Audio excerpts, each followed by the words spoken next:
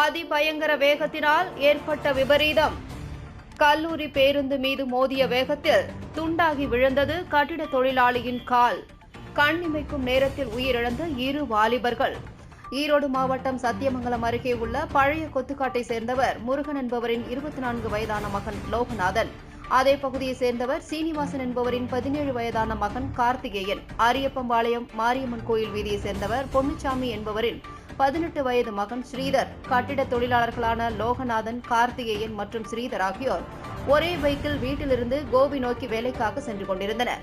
பைக்கை ஸ்ரீதர் ஓட்டிச் சென்று கொண்டிருந்தார். கோபி அருகே உள்ள போடி சின்னாம்பாளையம் என்ற இடத்தில் பைக் சென்று கொண்டிருந்த போது முன்னால் சென்று கொண்டிருந்த சரக்கு வேனை ஸ்ரீதர் முந்தியுள்ளார். அப்போது கோபியிலிருந்து கல்லூரி மாணவர்களை ஏற்றிக்கொண்டு சத்தியமங்கலம் நோக்கி சென்று கொண்டிருந்த கல்லூரி பேருந்து அந்த வழியாக வந்தது.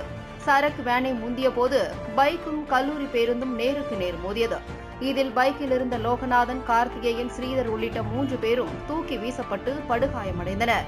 இந்த விபத்தில் கார்த்திகேயன் என்பவருக்கு சம்பவ இடத்திலேயே கால் துண்டாக்கி சாலையில் விழுந்தது.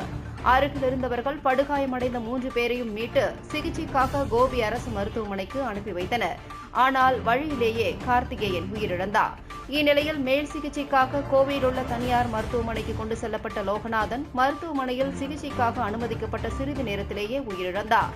படுகாயமடைந்த நிலையில் கோபி அரசு மருத்துவமனையில் அனுமதிக்கப்பட்டிருந்த ஸ்ரீதர் மேல் சிகிச்சைக்காக கோவையில் உள்ள தனியார் மருத்துவமனையில் சிகிச்சைக்காக அனுமதிக்கப்பட்டுள்ளார். விபத்து குறித்து தகவல் அறிந்த கடத்தூர் போலீசார் சம்பவ இடத்திற்கு சென்று போக்குவரத்தை சீர் செய்தனர்.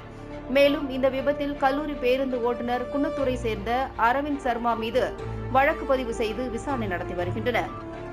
போக்குவரத்து விதிமுறைகளை கடைபிடிக்காமல் ஒரே பைக்கில் 3 பேர் சென்றதுடன் அதிவேகமாகவும் சென்றதாலேயே விபத்து ஏற்பட்டதும் அதனாலேயே 2 உயிரிழந்திருப்பதும் போலீசார் விசாரணையில் தெரியவந்தது. விபத்தில் 2 வாலிபர்கள் உயிரிழந்த சம்பவம் சோகத்தை ஏற்படுத்தியுள்ளது.